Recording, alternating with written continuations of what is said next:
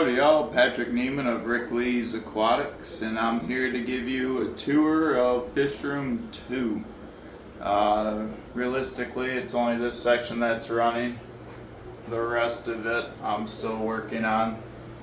All the lines and air have been ran, the power's been ran. I gotta reseal some tanks, plumb them in, get some sponges running.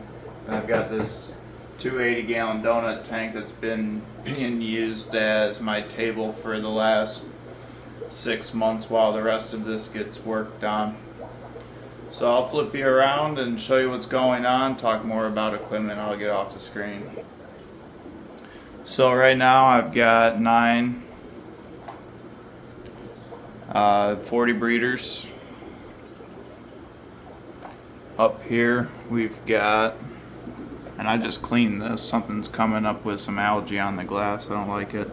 We've got a Cuban, not sure if it's a male or female. I had 2, one took the other out. This room's kind of sad to me right now because my Cuban nasty pair gone.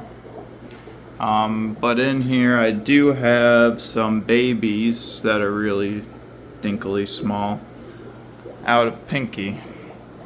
But on the other hand, Pinky took out his lady, so now it's just Pinky in there. And then I don't know what happened in this tank, but all the fry that I pulled out from Pinky didn't make it. Now the Brookline Royal, or whatever Royal it is, if I can get it out from back there.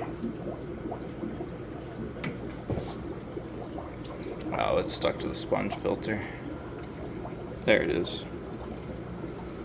I gotta get that out and get that into the 330 gallon at some point. And then over here we've got a bristle nose, and then we've got a red dovey acting scared, hiding it off its lady. Over here we've got a black nasty hiding up in there, it offed its lady. We had a OB peacock that came in this month. It had crushing behind the gills and I was concerned about it, and it didn't make it. Yeah, I really hope this doesn't turn into that kind of a show, but that's how this room's running right now, sadly. Everything else has been going fine. It's just this issue. This is P. P's been doing great. I should have left the black nasty in with P because P was doing just fine with it and nothing was ever going on, and yeah. So that's going good. We've got below that a OB dolphin, Maury. I prefer Maury over dolphin because to me it looks more like Maury. It pinned all of its ladies up into the corner, so I had to ISO it, and all of the other ones are out with the snook still. Up here we've got the baby front totosus. There's a couple VC10s left, but something happened and the VC10s didn't make it. The 2 cool ones that came from Pinky are still in here doing fine. I think part of the problem is what I ran into when I did Fish Room 1. I bare bottomed and the tanks with the RO water is unstable. So I really need to get some sand, some wood, and some decor in here to collect up some more beneficial bacteria to help out from the tanks crashing. The aggression I can't help, but that crash and that crash I could have helped with some sand. And I could say live and learn, but I've lived and learned it before. Bare bottom is just really risky when you're running RO water like this. There's nobody up there. And equipment, I've got a 600 gallon per day RO unit underneath my kitchen sink, coming in here with a 20 gallon pressure tank to keep the RO system from turning on too much. I've got split valves coming down for each tank because I want to tie in like this one. I've already tied these two in. Eventually I'll have to switch that two-way out to a four-way to catch more tanks. I've got a timered light ring going around so the lights are on the same cord and the same timer. I've got two air loops going around that are completely separate from each other. When I ran one air loop, I had a lot of trouble with keeping it going. This one's been doing good so far. The second pump's coming this weekend, and I can have both airlines going. The goal is to have everybody double sponge filtered. Right now we're just single sponge filtered. And I've got all these other tanks to tie into. But I'm at my power limit. I've got a dehumidifier in here. And it runs a drain over there where I can drain it 29 gallons in 9 days. But I'm swapping out. I've got 3 separate 20 amp things I'm doing. I'm running breakers all the way back to my box, putting 3 20 amp service breakers in, so I'll have 60 amps of new service in here. Air will be on one. Heat will be on one because my rooms are heated. I don't think I pointed that out in fish room 1, but we run room heaters around here for rooms. This room's just, maybe it's just me. I've never had anything cleanly. Anyway, this is what we're working with. It's running fine. This dehumidifier has been good. I just am at my power limit. I've got this little alarm in here to let me know when it goes over. And then I've got a tank up here, 55 gallons, 75 and a 75 eventually. And yeah, these are the float valves I'm using. I've just got black curtains like over there. These are the dimmer lights. You can see how it's opaque. I like these because they can run all the way across. They're daisy chainable, plug-inable. And like I've got a section of lights over here that's off right now, but when I turn it on, it lights up that whole section. And yeah, I've got it wrapped all the way around. I didn't connect anything over here. There's no tank, so I didn't see a need to have extra tubing. Oh, wrong one. Yeah, this is the little closet room and equipment room of it all. I just got in this Missouri food. It shows that it's a Purina product, which my kitties love Purina, which is why they're probably over here. It smells really good. So I picked up their Herbie blend. You can pause it right there to see the facts on it. And then I also picked up the Carney blend. You can pause it right there so you can see the nutrition on it. I got them separated right now. I'm going to mix them 50-50. This is the Herbie. This is the Carney. Slight color difference, not much. I'm used to there being a little bit more of a color difference. Well, that's alright. We're going to do a feeding test here in a little bit with it.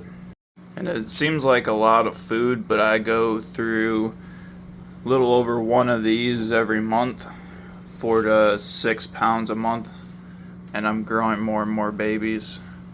So the quest to find cheaper food is always there. Cheaper but quality food is the key.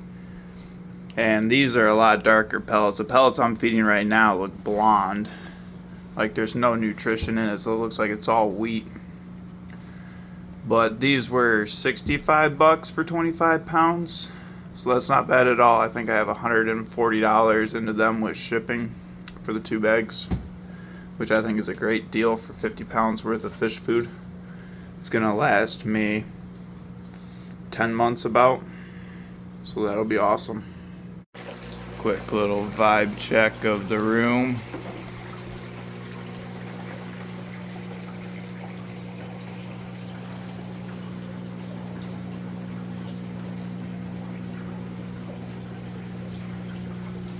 And this is the corner tank that I just finished scaping up and posting a video of. 2 electric blue, a car, an angel. There is a whiptail in there. An L191 pleco lives in that crevice somewhere. And just hope you can see his back fin and spots right there. And then there is a super red bristlenose pleco on over here somewhere. And then I added some guppy grass in from the beta tank to cut it back a little bit. Hornwort's starting to take off nicely too. And we're gonna go to the 330 gallon now. Over here we've got the 330 gallon Frontosa tank.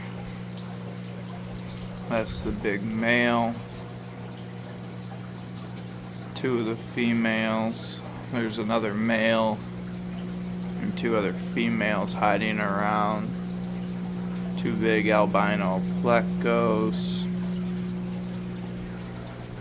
And there's some babies in there with him too, which is nice. See if I can turn the lights on without having to stop and cut and edit at the same time. There's the backlight.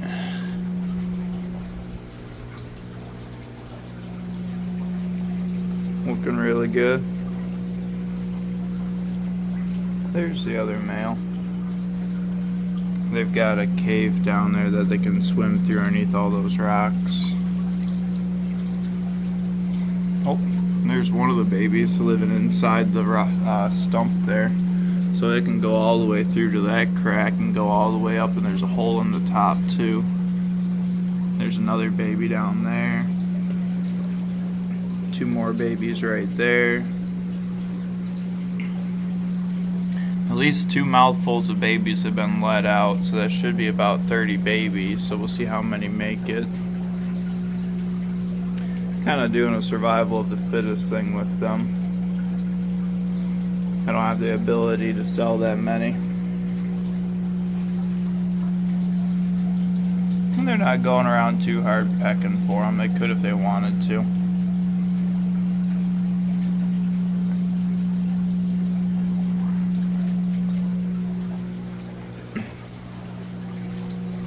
While we're here, we might as well spin around and do the pond at the same time. This is my 300 gallon Rubbermaid tote with a window in it and a 60 breeder upside down. 2 waterfalls with K3 media in it. 2 of these filters ran off a 4,000 gallon per hour pump into, I don't know what size tubing anymore, I can measure it. In here I've got some cichlids, some Viejas, some tinfoil barbs, some Pictus cats, my Bala shark friends. Yeah, quite a few. They get shown a bit. I really like this. My friend Scott makes these ponds, and then I've made the wood surround for it. Still at some point I gotta make a cap around, but now that the rim is up and I don't have to worry so much about jumpers, I'm not too worried about it. The upside down is held up by bricks on these corners. Also, speaking of filtration, these guys just have a center overflow dual output right there. So under here, it's got a small sump, dry, wet sump. Coming down and around. It's pretty dirty right now. I gotta get around to cleaning it, but I clean the sponges almost daily just to keep it as clear as it is. I wish I had a better sump system right now for it, but we'll work our way there. See, that's what I like. They can go hide over there. They don't see too much of each other and come over here. Really like how this scape has turned out like this. Couple more tanks and we're almost there. I wish I could sit here and dwell on them all for you. They all get shown in shorts and reels. If you want a specific tank shown or you haven't seen it in a while, let me know. For the most part, I know which ones are the hot ticket ones to keep showing, but I don't mind a little bit of encouragement on which direction that you guys want to see more of. On him, they are all wild caught. He had parasites really bad when he came in, deformed them, but he's all good now. Over here we got an acrylic 75 gallon. I've got two F2 star sapphires with some tank raised. Gonna make some F3s. We've got blue, my homegrown peacock that looks kind of like a white knight but with orange hues, and he's in here with ladies that hopefully is line breeding slash inbreeding, but I want to make more of his blue genetics because he's really beautiful. Got bala sharks and one bala shark for now. I got more coming in soon. The only albino tinfoil barb I've got, albino eye. The other ones are albino in quotations. They just lack pigmentation, that's all they are. They're not true albino, like the one with the red eyes. Red eyes are true albino. I don't understand the mix-up of albino with true albino and whatnot. And then right behind me we've got Snooky and the rest of the Mories. Some of them are inside there still. I don't know why that one's up in the corner. It don't look too bad to me, but it's decolored for some reason, so I'm gonna have to investigate that. That's the joys of having all these different fish tanks. Things pop up out of nowhere on you. Snooky's doing good. Pleco's doing good. Some sailfin. This is my little 15-gallon beta tank in the bathroom. I don't think I recorded escaping this one. I just threw it together because I impulse bought some betas. That's the male right there. There's a purple female back there. And a red female over here. They get along really well in here. Everybody's gonna think there's a lot of aggression behind the scenes, but there's not. Honestly, this tank's one of the ones I hardly ever have to check daily. They just keep going and doing their thing, and it's just chill. Pretty simple tank design. Got some pothos out the back. Dirted tank. Don't do too many dirted tanks, but it just seems to hold up well.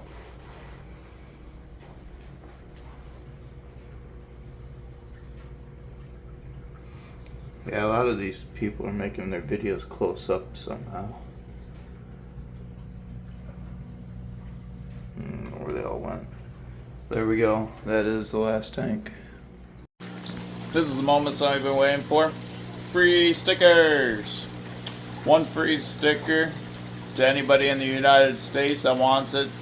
Send me your address, get a hold of me, and I will send you one free sticker. $1.50 per after that. My normal deal on these is $3 per sticker, $1.50 each after. So yeah, definitely hit the deal while you got it.